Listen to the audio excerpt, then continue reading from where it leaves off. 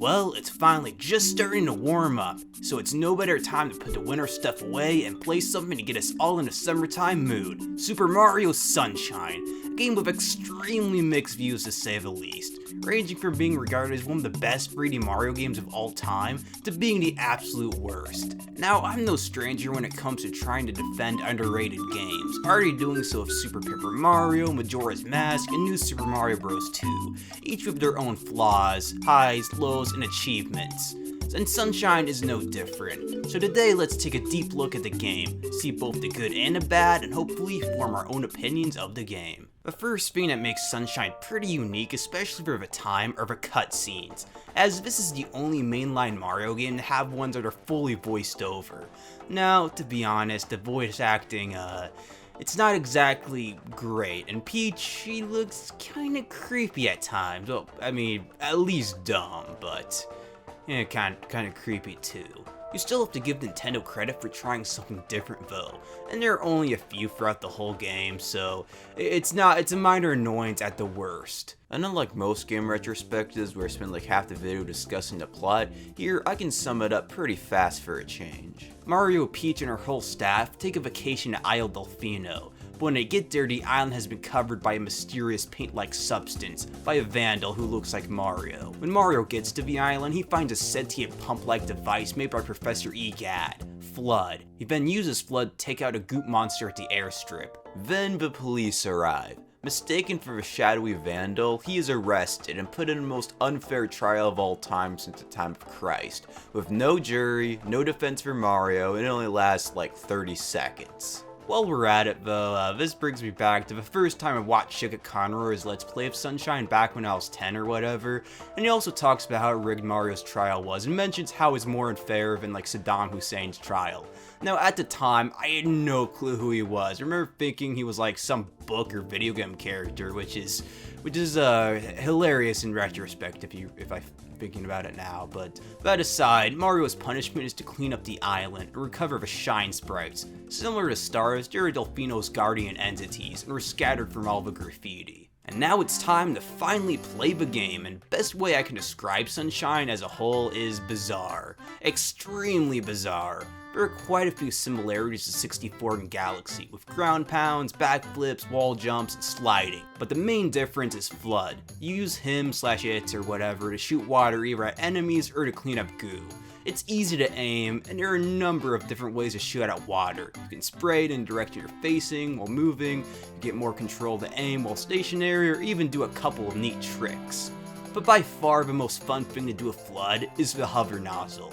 It's fun to use, and it comes in handy a lot, and I mean a lot of times. The amount of airtime you get with it is crazy, and it's just so satisfying to use.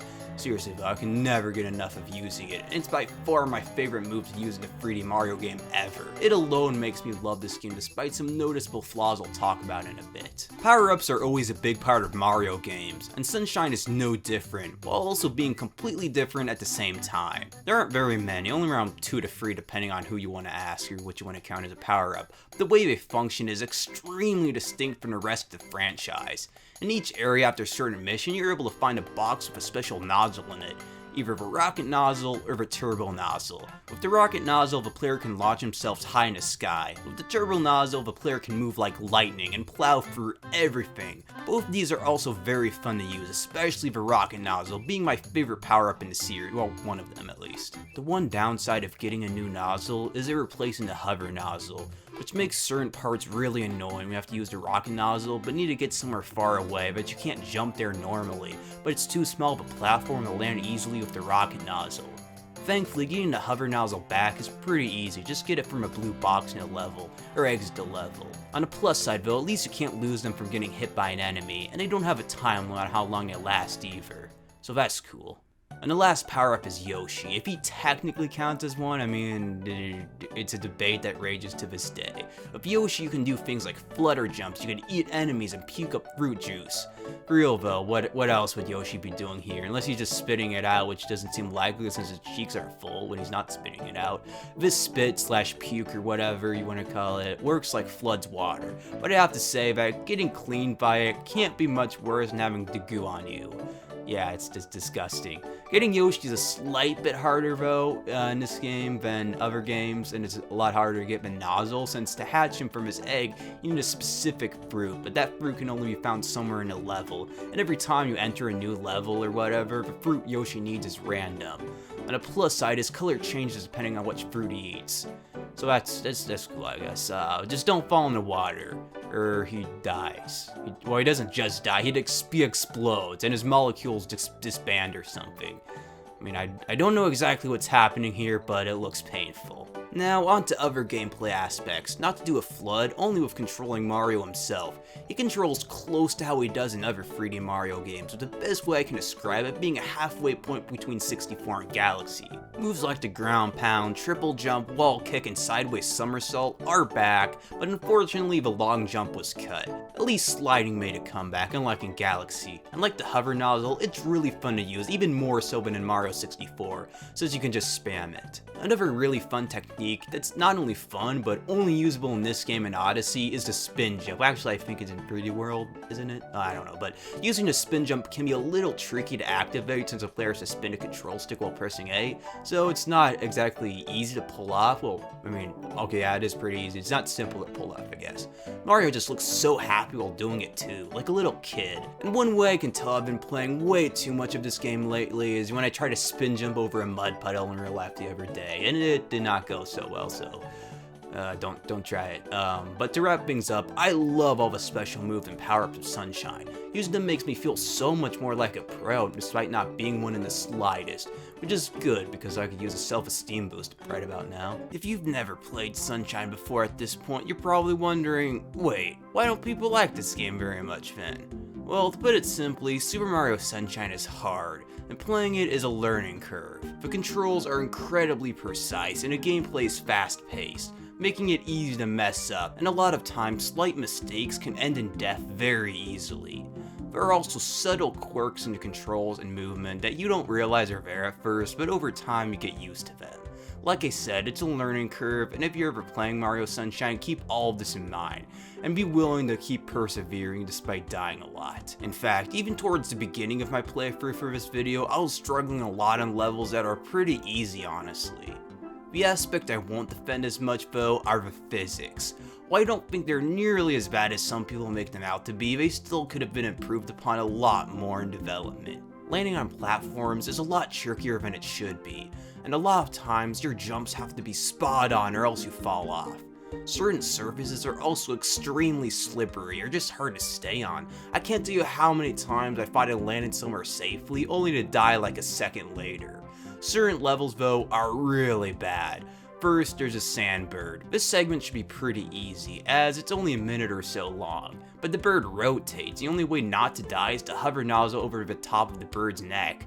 This right here is what I mean by the physics being way too slippery, because I died so many times here despite landing on the neck. Then there's the infamous pinball level, which is incredibly glitchy and one of the top 5 hardest shine sprites to get in a game, although the level wouldn't be hard at all if it functioned properly. I'd say most of the time, especially as you get used to the game, the imperfect physics don't cause a great deal of trouble, since most areas in Sunshine are huge open spaces.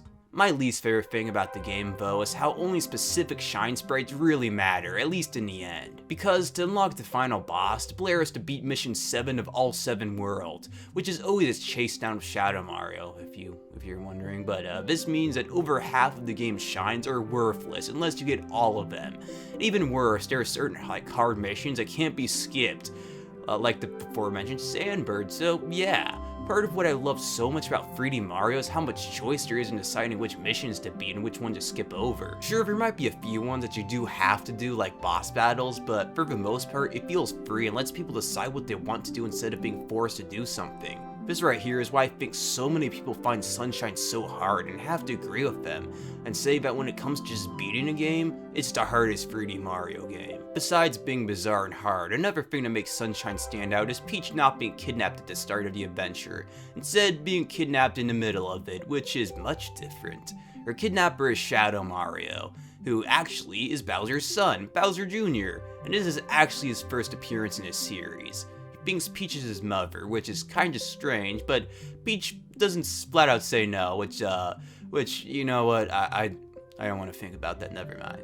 Moving on to other aspects, coin missions were brought back as well, with red coin missions being the most abundant, and there being at least 2 or 3 in each world. A lot of people find having this many of them can be annoying and repetitive. It doesn't bother me personally though. 100 coin missions are back too, which I like the idea of, and they're quite a bit easier here than in 64, but also take a lot longer. My only gripe with them though is how many coins are hidden or you need some trick to get, especially at like Bianca Hill. Well, I spent like 15 minutes or so trying to get some coins high up in the sky, but I totally didn't have to do because I didn't realize you get coins while like hovering, using the hover nozzle above trees and stuff. So yeah, I wasted some time of my life that I'm never gonna get back. And last of all, there are blue coins. Instead of just being 5 coins in one, they act as currency, which can then be used to buy shine sprites in this shop. They can be found throughout the stages, with 30 in each one. Some are out in the open and easy to collect, while others can be kind of cryptic. What's really nice about collecting them is the fact that they don't all need to be collected in the same run. As soon as one is collected, a save box pops up, and it's with you for good, even if a stage is exited. Overall, I love blue coins. They add a whole new layer of depth to stages, which encourages the player to explore more and look around. Although having 30 or so blue coins in each level is a bit much, and I think 20 or even 10 in each would have sufficed. Well, there's not much to talk about other than the worlds themselves now. Sunshine only has 7 main courses, which doesn't sound like a lot, yet they're massive, and I mean massive, there's so much to do. Even the hub world Delfino Plaza has a lot of content, way more than any other hub world in a series, containing loads of people to talk to, events, blue coins, and multiple hidden shine sprites. Portals to other worlds can be pretty creative too, never being anything simple, ranging from graffiti to a cannon to just looking up in the sky. I don't think many people realize just how much Delfino Plaza itself contributes to the experience. It's always nice to come back to a safe spot you can mess around in instead of a generic world map or level select menu. The first world in the adventure is Bianca Hills, a huge open space full of windmills, tight ropes, and a lake. A great world to start out with overall. The only boss is P.D. Piranha, and like Bowser Jr., this is where he made his first debut.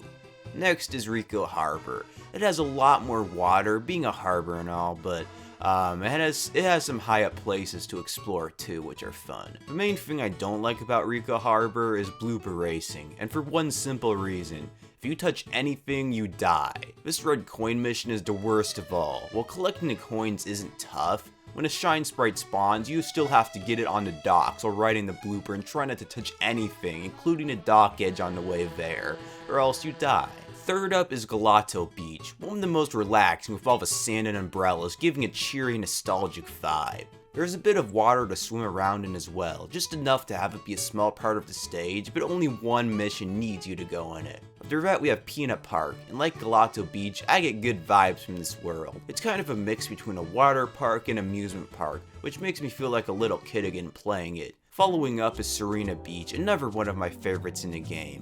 It's Sunshine's spooky level, only it's not so obvious about it, instead of being pretty normal most of the time with some odd stuff going on. The main attraction is the hotel, so I guess you could say this level might have inspired Luigi Mansion 3, in a way. I don't know, probably not, but what's really cool though is how the hotel, at least partially, might be based off The Shining. Especially here, if there's this manta ray boss, it might be a cool reference to the book.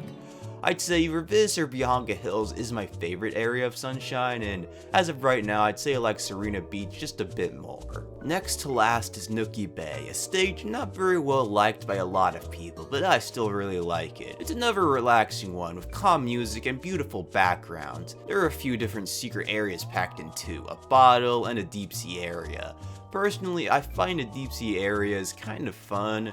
In a way at least, although there's no way to descend quickly, which kind of sucks. I enjoy pretty much all the normal missions of Nookie Bay except for the blue coins. Collecting them is one of the most painful experiences I've gone through in a game in a while, with just how cryptic it is to figure out where they are.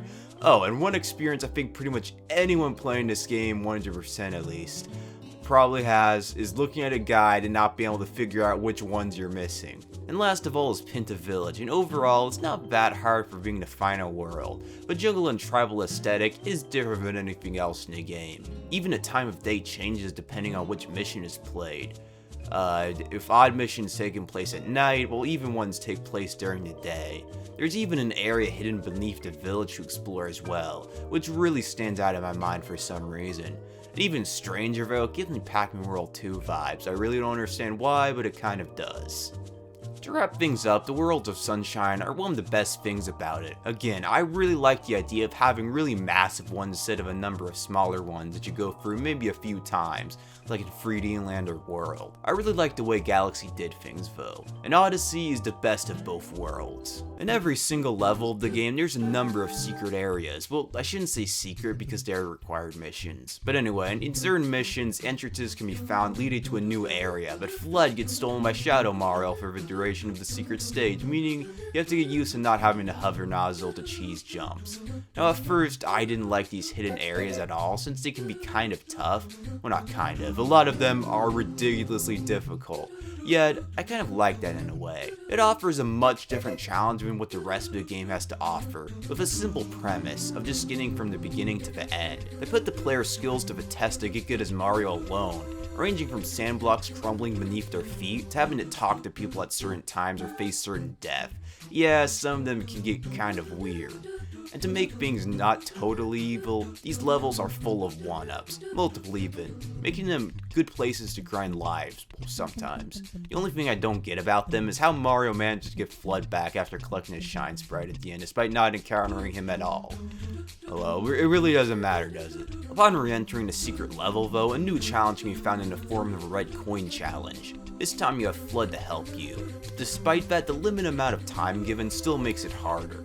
I also like most of these red coin challenges. Some are a bit too hard for sure, but like the standard stages, they bring some engaging challenges. If you do manage to get all the red coins under the time limit, you get a Shine Sprite because what else would the reward be? I mean seriously, who would do this if the reward was like a few extra lives or something? Not me, that's for sure. The hardest shine in the whole game though, is in a secret level hidden in Delfino Plaza. Just entering the stage is tough enough. You have to get Yoshi and out perfectly across boats of his island and use Yoshi's puke juice, whatever, to melt the slime off the pipe. Getting over to this island as Yoshi is almost as tough as the level itself. It takes minutes of waiting, and again, your jumps have to be perfect.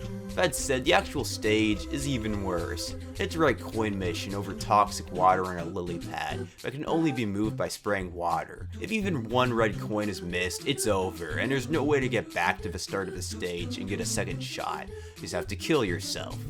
This is Sunshine's Fly Mario over the Rainbow, but at least if you die, you can retry the level until you run out of lives, instead of falling out of Peach's castle. Because if you got sent back to Delfino, had to enter this stage as Yoshi all over again, yeah, I would not defend this game like at all. I don't think most people would ever be able to get 100%, but yeah, at least there's that anyway, yeah. Alright, now it's time for the final boss. After clearing missions 1 through 7 in every world, the entrance to Corona Mountain opens up. The place is pretty short but difficult. You have to hover over spikes, flames, and lava for the first segment. Not too bad yet, but this next part though gets bad. The player needs to steer this boat over lava with F.L.U.D, but controlling it is way harder than it looks. Even worse though, if the boat touches anything, it sinks and you die. Oh, and there's even blue coins here because why not? Other than that, the last section is pretty easy, just rocket nozzle up above these clouds and reach the final boss. Who is Bowser? I mean, who else would it be? Bowser's voice acting though, it's not exactly top tier to say the least. Mario! How dare you disturb my family vacation?